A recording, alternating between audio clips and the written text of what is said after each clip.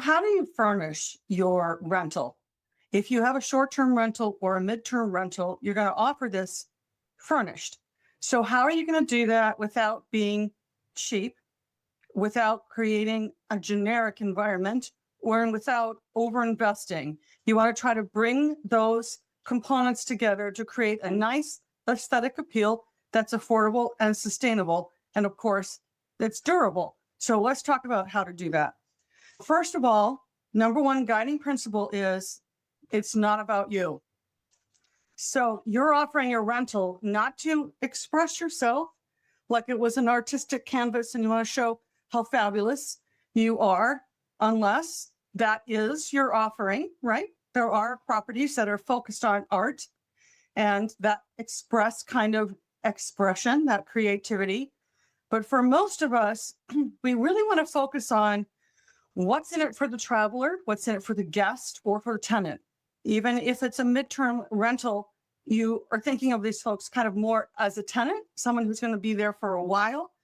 And they want to have the aesthetic appeal as well as the comfort, as of course, all of your short-term guests want and need as well. So it's not really about what you want to say. It's about what your guest or your tenant wants to hear, see, and feel when they're in your property. So that is your number one guiding principle. Okay, you want to think about it, what the experience is going to be when somebody stays there. That's your driving principle. Secondly, why do they come? That's the other principle that's driving the internal decor as well as, of course, as your outside curb appeal. But on the inside, in terms of furnishing and in terms of interior design, where is your rental? Why is it here? Is it near the ocean? Is it at a national park? Is it in a city? Is it in a residential neighborhood? What is it that is causing people to come here? What's the draw? You want to make sure that that's represented on the inside without going overboard. You don't want to be like kitschy and like do a restaurant chain and throw up all of the elements of the local culture on the wall and call it good, because then that's going to feel like staying in a restaurant chain. You want to create an atmosphere and a decor that reflects what that local culture is, because that's probably why people are coming without going too far. So you want comfort, you want that cultural appeal, and you want to be able to achieve that in an affordable way that's also going to be durable, right? So you're not going to put in there your family heirlooms that you're afraid to lose or have damaged or might break. But you also don't want to put in catalog stuff that has a cardboard back and is cheap and creates an impression that may look contemporary, but in fact just says cheap. So one of the key ways that you can do that is to use used furniture. I always hate to use that word because people think of it as a negative, but what we're talking about here is reusing pieces that have character from your local area. And you're not going to furnish the whole place in that because you don't want to create an effect of old. What you're looking for is some pieces that stay out of the landfill, right? So you're making a good environmental impact, but also provide some character. So it might be a piece that is a chair, that is a solid wood chair, that is from, maybe it's mid-century, but maybe it's 1920s, maybe it's 1980s or 90s, maybe it's the 21st century. It doesn't really matter the era, as long as it has a cultural piece or cultural component to it, and that you're bringing in that local aesthetic that provides some character. So if you do that judiciously around the place, you're going to be saving yourself some money because you're not buying new. You're going to be communicating value because you're not buying cheap. And you might even actually have this in your attic. Maybe there's a chair from Aunt Jane that you inherited that you love that you never found a place for. Look there first and see what you have.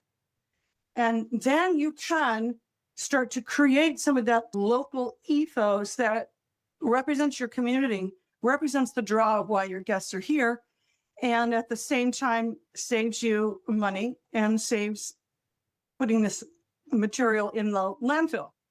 So it's beneficial to your community. The other piece that you might want to bring in is an element that represents what the local industry is. So if where you are, the product that is created by your local economy is maple syrup, maybe there's an element of that. If there's the beef industry, or if it's the lobster industry, or if it's an art community, something that represents that, again, without going overboard, that can also support your local community and help people understand what the value is of staying in your property. So now you want to balance that all with contemporary elements, because you're not looking for old, you're looking for contemporary, well-placed cultural ethos.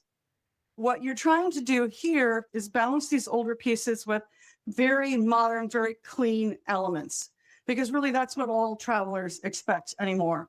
And we're not staying in castles, and even when we are, they're renovated. Do you know what I'm saying? So you need bright, clean, freshly painted walls, bright, clean, absolutely contemporary, fresh, hard surfaces like in the bathroom and in the kitchen, clean floor. And then, of course, all your linens are going to be fresh and new. You complement those with some pieces of character. And now you have an affordable way to furnish. I go more into depth about this in my budget-friendly rental setup worksheet, which you can find the show notes on.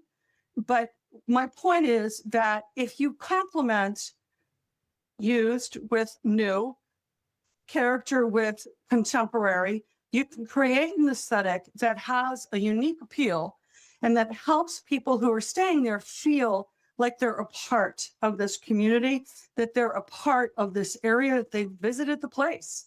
And that's what they came to do. So that's what you are delivering, not what you would necessarily want to say, but what they want to experience.